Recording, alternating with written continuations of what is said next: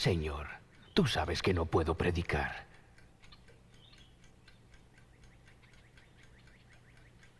Bueno, si tú me muestras el camino, es decir, si tú envías una invitación para que yo predique, entonces, Señor, iré.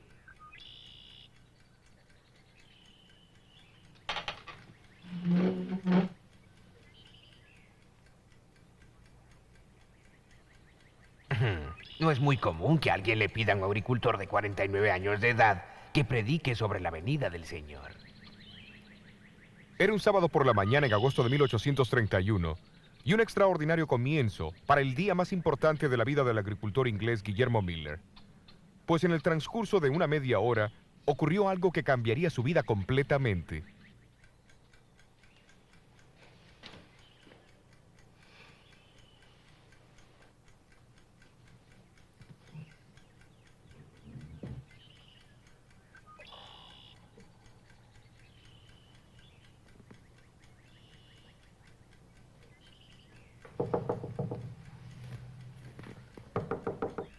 Pase. Sobrino, ¿qué pasa? Tío Guillermo, el pastor de nuestra iglesia no podrá predicar mañana. Papá me mandó que te pida que vengas y nos hables sobre lo que estás estudiando en la Biblia. Sobre las profecías y la segunda venida de Cristo. ¿Vendrás?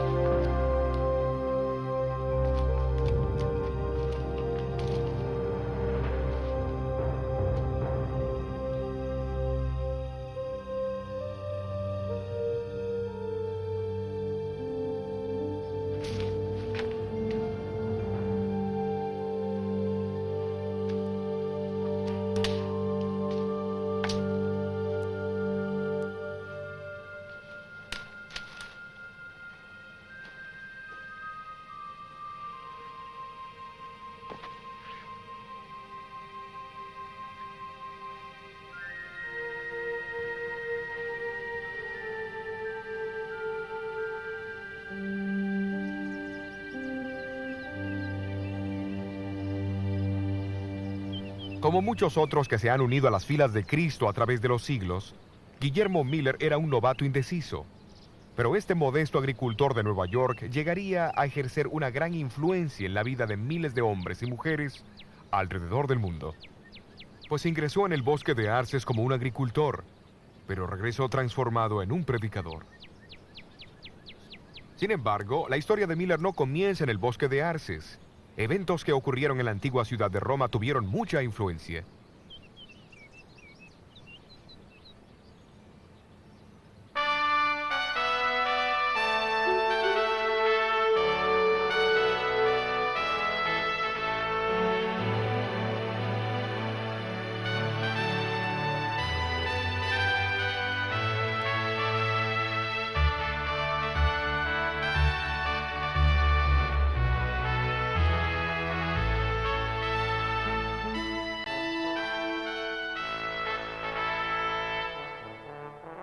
La Capilla Sixtina, cerca de la Basílica de San Pedro en Roma, es famosa por su historia y arte. Edificada por el Papa Sixto IV en 1473, es el lugar donde los cardenales de la Iglesia se reúnen para elegir un nuevo Papa. En sus paredes y techos se pueden ver magníficas pinturas de las escenas y personajes del Antiguo y Nuevo Testamento.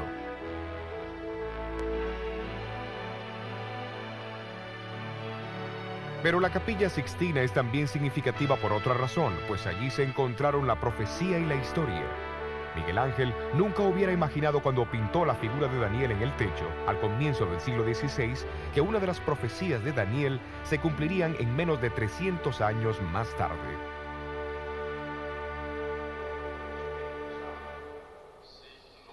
La profecía de Daniel en su capítulo 7 reveló que a la ascensión al poder del cuerno pequeño del cuarto gran imperio de Roma se le opondrían 3 reinos. Cuando estos reinos fuesen subyugados, Daniel dijo que el pueblo de Dios sería entregado en las manos del pequeño cuerno por un período de 1260 años. Pero ¿cómo se cumpliría esto? En el año 533 después de Cristo, el emperador Justiniano I, soberano civil supremo, proclamó que el obispo de Roma sería la cabeza de todas las iglesias del este y oeste de su territorio. Al someterse al Papa toda autoridad espiritual, Justiniano virtualmente entregó el pueblo de Dios en su mano y colocó la espada civil a la disposición del pontífice. Pero el decreto no podría ejecutarse mientras el tercer y último reino que se oponía al obispo de Roma, los ostrogodos arianos, gobernasen Italia. Su poder fue interrumpido cuando las tropas de Justiniano rompieron el sitio de Roma por los ostrogodos en el año 538 después de Cristo. Fue en ese año que el antiguo trono del Imperio Romano fue finalmente preservado para el papado y el período de su supremacía eclesiástica comenzó.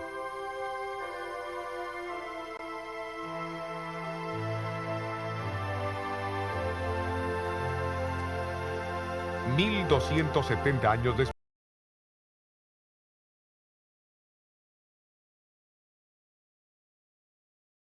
de su iglesia. En febrero 15 de 1798, el nuevo gobierno republicano fue establecido y sus emblemas y armamentos removidos de la ciudad.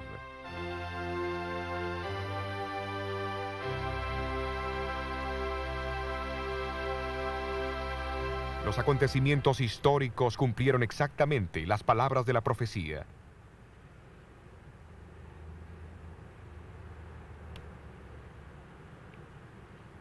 Poco más de 100 años antes, un doctor en divinidades de la Universidad de Oxford había sido el primero en declarar que la profecía de los 1260 años terminaría, como él decía, un poco antes del año 1800. Luego otros tomaron la misma posición. Algunos, como el famoso clérigo, filósofo y científico Joseph Priestley, hasta dijo que Francia sería el instrumento más adecuado para el cumplimiento de esa tarea.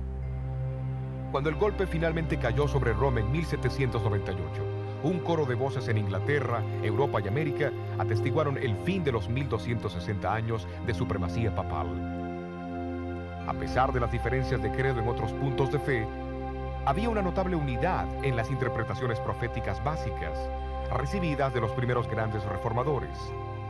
Ellos enseñaron acerca de los 4 imperios universales, las divisiones de Roma, el surgimiento del anticristo, el principio del día por año y la proximidad del juicio y la segunda venida de Cristo.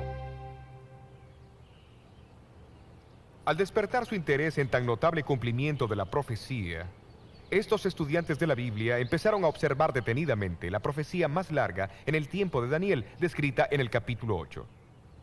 La predicción se encuentra en el versículo 14, en respuesta a una pregunta hecha sobre el tiempo que la visión cubría. ¿Cuándo Dios haría algo? Sobre el poder desolador que pisoteaba su santuario y su pueblo. La respuesta es la siguiente. Y él me dijo, hasta 2300 días de tarde y de mañana, y el santuario será purificado. El estudio de este periodo de tiempo ha intrigado a los estudiantes de la Biblia por cientos de años.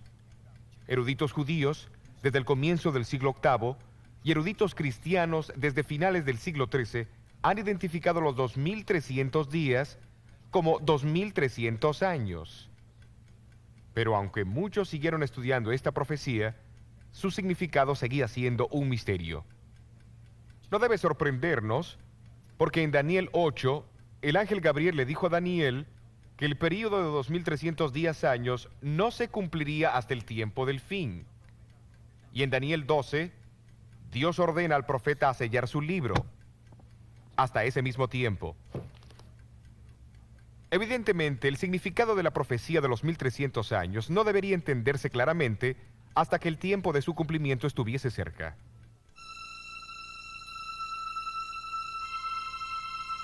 Isaac Newton fue uno de los hombres más brillantes que haya existido, quien formuló las leyes de la gravedad y algunas leyes del movimiento, quien también descubrió los secretos de la luz y el color.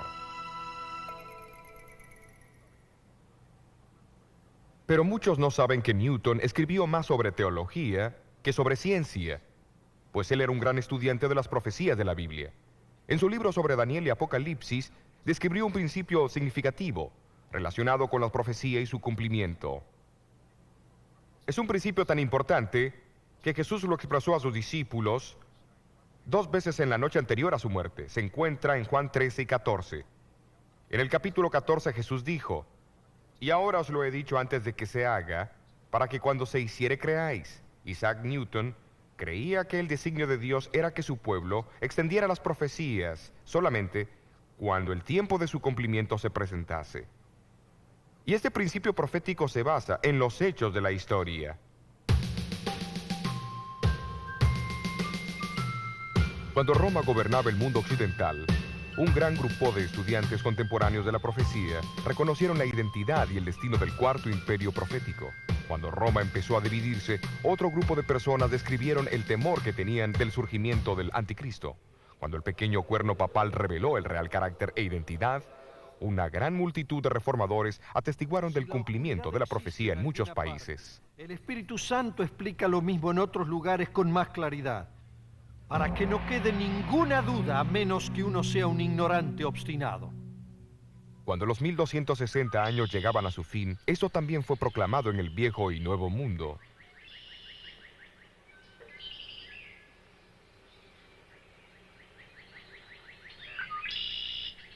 Pero en el siglo XIX, el foco de interés en diferentes continentes y países y entre todos los grupos denominacionales eran los 2300 años de Daniel 8. Y uno de esos testigos fue el predicador bautista, que llegó a ser el líder en los Estados Unidos del gran movimiento que enfatizó la segunda venida de Cristo al comienzo del siglo XIX, Guillermo Miller. ¿Pero qué clase de hombre fue Guillermo Miller? Miller nació en Massachusetts en 1782. Cuando él tenía 4 años de edad, su familia se mudó a Lowhampton, Nueva York. Siendo el mayor entre 16 niños, su madre, que temía a Dios, le enseñó a reverenciar la Biblia como la revelación de Dios al hombre. A la edad de 21 años, Miller se casó con Lucy Smith y luego se mudaron a la cercana ciudad natal de ella, Pulteney, Vermont.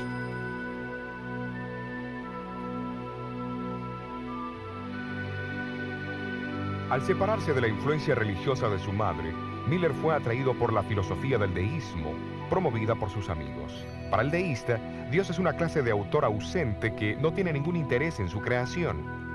En consecuencia, la oración, la Biblia o la noción de un Salvador no tiene significado. En su libro Apología y Defensa, Miller más tarde describió esta experiencia. Llegué a la conclusión que la Biblia era de concepción humana y la descarté completamente.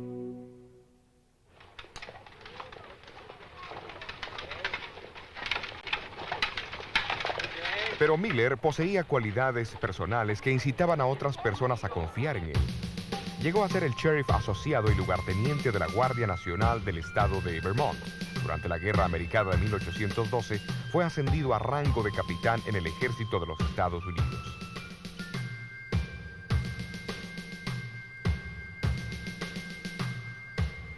En el verano de 1814, peleó en la famosa batalla de Plattsburgh, uno de los conflictos decisivos de la guerra.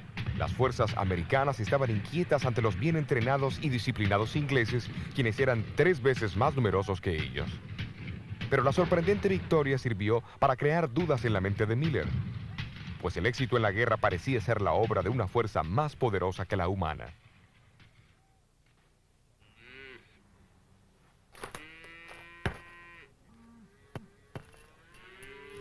En 1815, Miller regresó a Lowhampton y edificó en un terreno de 80 hectáreas esta cómoda casa de 2 pisos cerca de un bosque de arces. Aunque ahora creía en un ser supremo, todavía no creía que Dios había dado alguna revelación por escrito. Sin embargo, un día, al convencerse de su iniquidad, comenzó a preguntarse cómo un ser justo podría salvar a los violadores de su ley. De repente, la personalidad de un Salvador se le impresionó vívidamente.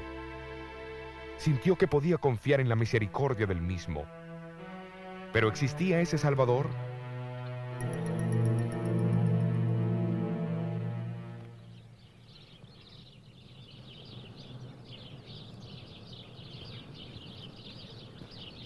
A fines de 1816, él aceptó a Jesús como su Salvador y amigo en la Iglesia Bautista de Hampton, y la Biblia llegó a ser un deleite. Pero sus amigos deístas fueron ágiles en desafiar su nueva fe en las Escrituras como la revelación de Dios. Dejando de lado todos los libros, excepto la Biblia y la concordancia de Cruden, Miller comenzó con Génesis 1 y prosiguió no más rápido de lo que su entendimiento del significado de cada texto le permitía. Pasó 2 años estudiando la Biblia meticulosamente, una tarea tan cautivante que muchas veces pasaba días y noches enteras en su estudio. ¿Y cuáles fueron algunas de las conclusiones a que llegó en 1818? Estoy completamente seguro que la Biblia se interpreta por sí sola y que es lo suficientemente simple para que todos la entiendan. También estoy convencido que la misma debe leerse literalmente, a no ser que exista una prueba clara que el escritor está usando un lenguaje simbólico. ¿Y las profecías del Viejo Testamento? Reconozco su forma simbólica, pero ellas casi siempre se cumplen literalmente. Tomemos, por ejemplo, el nacimiento, la muerte y la resurrección de Cristo. Estos fueron acontecimientos literales, pero sus profecías fueron escritas en un lenguaje simbólico y ocurre lo mismo hoy. Las señales de los tiempos y la presente condición del mundo concuerdan con las descripciones proféticas de los últimos días. Estoy convencido que este mundo ha llegado a los límites del tiempo asignado. Cristo Jesús está a punto de regresar en toda su gloria.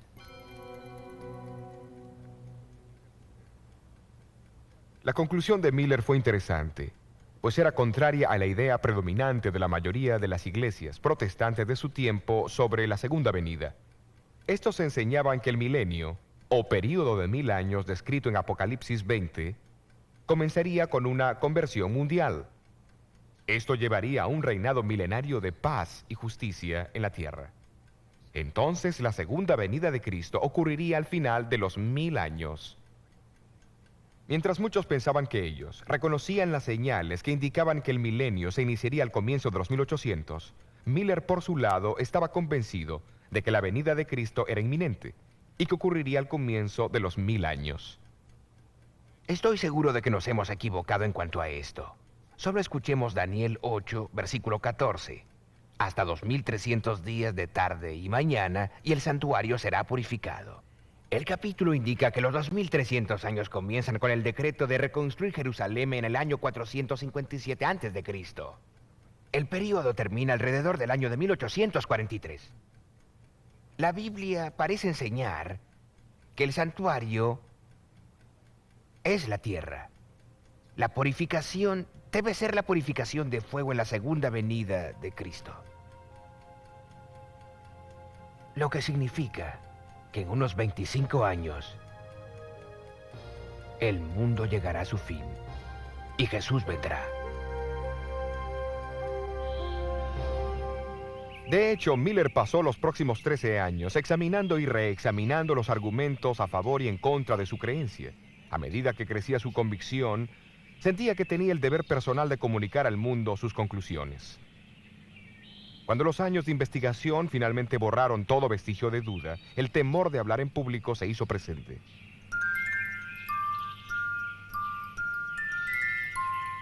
Hasta aquel sábado en el bosque de Arces en agosto de 1831,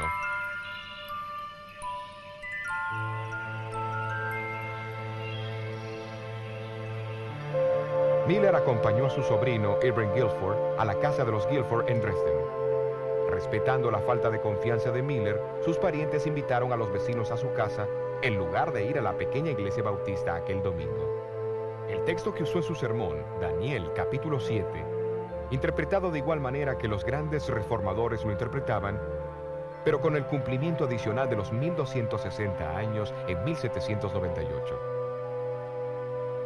Fue la predicación de Juan Knox sobre Daniel 7 en 1547 que inició la reforma en Escocia. Pero ahora Guillermo Miller avanza un paso más. Él añade una interpretación de los capítulos 8 y 9 de Daniel para iniciar el gran movimiento del advenimiento en el Nuevo Mundo.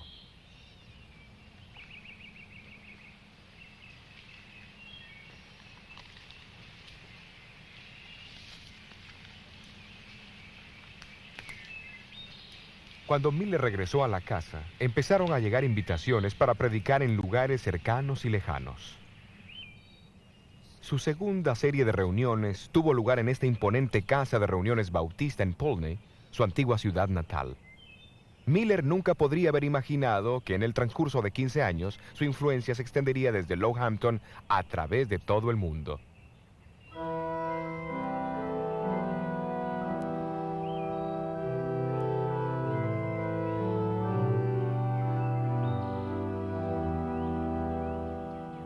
Aunque Miller había llegado a sus conclusiones por el estudio personal de las Escrituras, sus opiniones no eran del todo nuevas. Antes que él publicara este libro de disertaciones en 1836, ya habían otros 75 dispersos por los 4 continentes, que anticiparon sus descubrimientos. A pesar de sus diferencias culturales y denominacionales, ellos concordaban esencialmente que los 2300 años se cumplirían durante la década de 1840. O sea que la advertencia del juicio venidero y el pronto regreso de Jesús se dio tanto en el Viejo como en el Nuevo Mundo.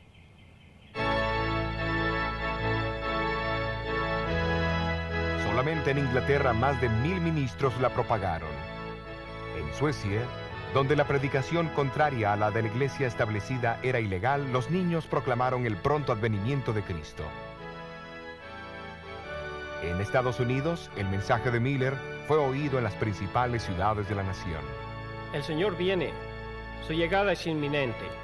¿Estás listo para encontrarlo? Ministros de muchas denominaciones, convencidos de la veracidad del mensaje de Miller, se unieron a él en su proclamación. Los cálculos contemporáneos estimaron de 700 a 2000 en número. La segunda venida de Cristo. También hemos visto los eventos. Se organizaron convocaciones generales que atrajeron mucho público. Se dirigieron reuniones campestres, 125 de ellas entre 1842 y 1844, con una estimada audiencia total de 500.000 de personas. La prensa causó un impacto aún mayor que el evangelismo público. En mayo de 1844 se dice que circularon 5 millones de copias de artículos sobre el segundo advenimiento. Los predicadores, seguidores de Miller, estaban atentos a todo medio disponible para hacer su mensaje simple y claro.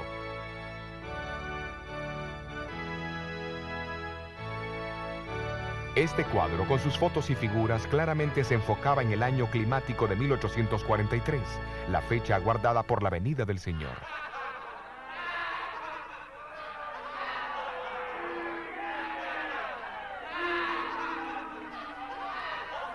Pero no todos tomaron estos predicadores con seriedad. Un legislador introdujo una propuesta para posponer el fin del mundo hasta 1860.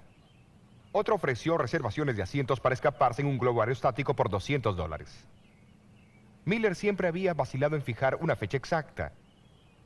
Mientras el año de 1843 se acercaba, más lo presionaban. Porque el año sagrado de los judíos comenzaba en la primavera. En el año 2300, desde la primavera del año 457 a.C., se cumpliría entre las primaveras de 1843 y 1844. La primavera de 1844 pasó y Cristo no vino. Volviéndose las Escrituras para una solución a su problema, los seguidores de Miller encontraron la parábola de las 10 vírgenes en Mateo, capítulo 25. En el versículo 5 leyeron la frase, y tardándose el esposo. Evidentemente habría un tipo de tardanza, y así ellos esperaron hasta agosto de 1844, cuando ocurrió un acontecimiento extraordinario. En las reuniones campestres de Exeter, Nueva Hampshire, Samuel Snow, un predicador seguidor de Miller, reavivó a su audiencia. Primero mencionó que, de acuerdo a Esdras 7, el decreto de reconstruir a Jerusalén, que inició los 2300 años, no comenzó hasta el otoño del año 457 a.C. Siendo así, los 2300 años tendrían que terminar en el otoño, no en la primavera. ¿Pero qué día del otoño? Basándose en sus estudios de las fiestas primaverales y otoñales de los judíos en Levítico, Snow concluyó que Jesús aparecería en el 10º día del 7º mes. La mejor evidencia indica que el 10º día del 7º mes judío ocurrirá el 22 de octubre de 1844. Así que en menos de 3 meses, el esposo estará aquí para buscar a su esposa. No es tiempo para que escuchemos el clamor de la medianoche. He aquí, el esposo viene, salid a recibirlo. Las colinas de Nueva Inglaterra pronto resonaron con el clamor de la medianoche. Miller estaba entre los últimos en aceptar esa fecha.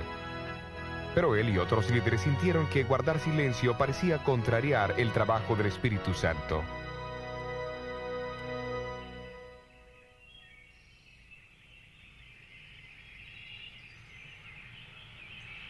Mientras los días pasaban, muchos fueron bautizados.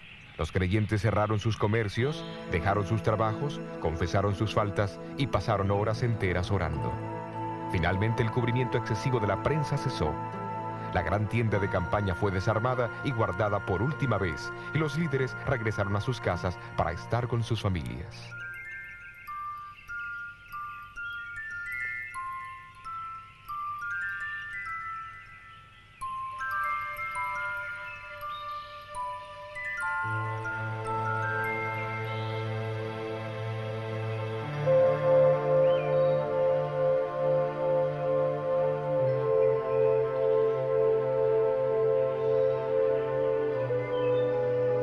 El mes de octubre es otoño en Nueva Inglaterra. Un poco más allá de este bosque de arces donde Miller había luchado con Dios, hay un gran promontorio de piedra caliza. Es conocida hoy como la Roca de la Ascensión. Aquí los amigos de Miller se congregaron el martes 22 de octubre y mirando hacia el este, esperaron con devoción la venida de Jesús.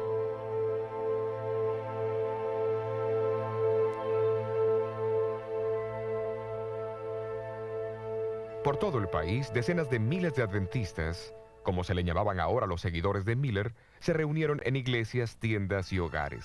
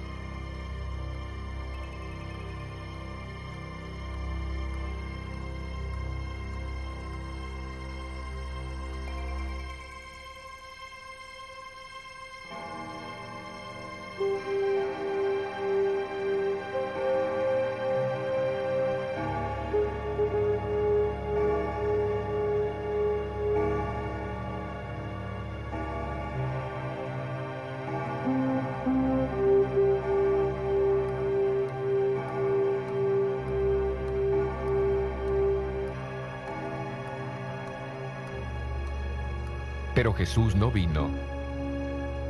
Lo que había comenzado como un día de esperanza, terminaba en una amarga oscuridad de chasco.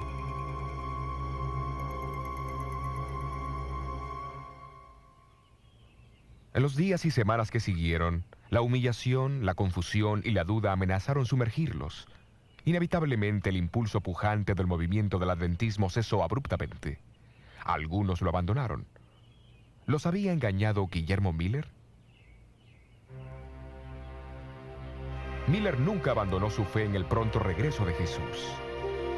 4 años después del chasco construyó esta pequeña capilla en su finca, detrás de la roca de la Ascensión, y el grupo de creyentes que siguieron compartiendo la esperanza de Miller se reunían aquí con él y su familia.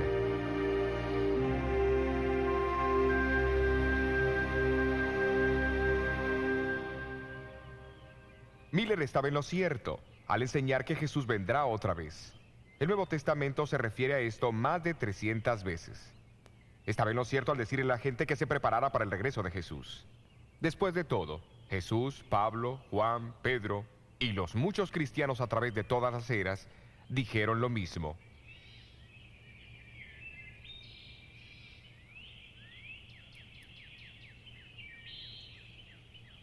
Miller estaba en lo cierto al enfocarse más en Jesús que en una fecha. Y él estaba en lo cierto al declarar que los 2300 días son 2300 años, pues al establecer este principio día por año, se alineó con muchos estudiosos eminentes de la Biblia de 2000 años atrás. Y al proclamar que los 2300 años se extenderían a la década de 1840, Miller fue solamente uno entre miles de estudiantes contemporáneos de la Biblia que creían lo mismo. Entonces, ¿qué pasó?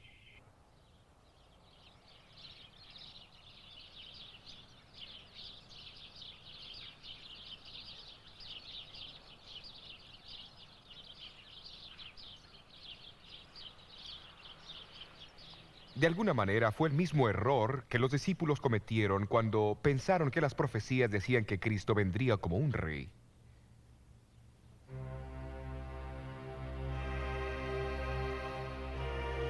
No fue un error de una persona irracional o los cálculos insensatos de un fanático, sino que fue un honesto malentendido del significado de la frase del Antiguo Testamento, donde menciona la purificación del santuario. Pero ¿por qué Dios permitió que el hombre, que él había llamado inequívocamente para un propósito, cometiera tremendo error? Tal vez nunca sepamos la respuesta completa a esta pregunta. Pero recordemos que en aquel tiempo, muchos cristianos creían en una conversión mundial que culminaría con el regreso de Jesús al fin de los 1000 años. Tal vez Dios en su amor estaba enviando un mensaje al mundo de una manera alarmante para advertirle de los crecientes problemas y maldades que padecerían al inminente retorno de su Hijo, antes de los 1000 años. Miller estaba en lo cierto sobre el cálculo de la profecía de los 2300 años de Daniel. Algo ocurriría al final de los 2300 años. La purificación del santuario. Tal evento demandaba una amplia publicidad y la más grande atención posible. Pero lo que significaba ese evento y el propósito que tenía era para otros descubrirlo.